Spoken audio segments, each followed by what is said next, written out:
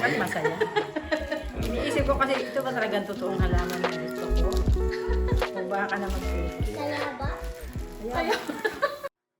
Hi! Welcome to our mini vlog. Samahan niyo po kami ni Mother mag-unboxing ng halaman. Kwento ko lang, bumili kami ng halaman sa Orange Shop. Gusto kasi namin ng halaman yung katulad sa labas ng SM Sorsogon. Actually, puno nga yun eh. Mga puno na sa labas ng SM Sorsogon. Hindi namin sigurado kung tama yung binili naming halaman. So, yung tawag sa halaman na to ay variegated African talisay. Ay, ito na! Ay! Yung itsura niya kapag lumaki siya, para siyang pine tree na palapad yung sanga. So, hindi ko lang talaga sigurado kung tama tong binili namin, kung magiging ganun yung itsura niya. Sana sa may mga alam dyan kung anong puno ba yun, yung nakalagay sa labas ng SM Sorsogon. Yung pantay-pantay, ang ganda niya kasi color green siya, tapos palapad yung mga sanga niya.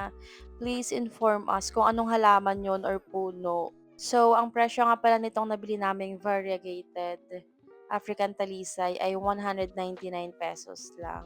Pero kapag kasama ng shipping fee, total of 207. Take note, dito po kami sa Sorsogon and yung location ng seller ay sa Bulacan. Lalagay ko na lang po yung link sa comment kung saan ko nabili.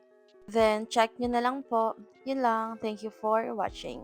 Bye-bye. See you in our next video. Isang puno lang to, Jessica. O dalawa. Harap. Ay, hindi. Sa likod mo na, Oo. palakihin mo muna doon. Titingnan ko, oh my God, si Pambasia. Ay, oo nga. Tingnan ko nga, oh my God.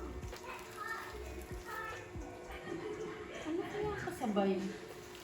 Titingnan ko kung may gamot Super na. unboxing. Ah, meron na nga. Oh, ayan. Coffee. And may kung may ugat na. Ugat na. Ayan. Ano, mabuhay. Punta ka Ano na. kaya kasama, no?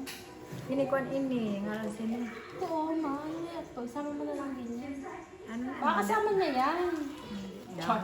Latiris yun. Bakit hindi sa akin?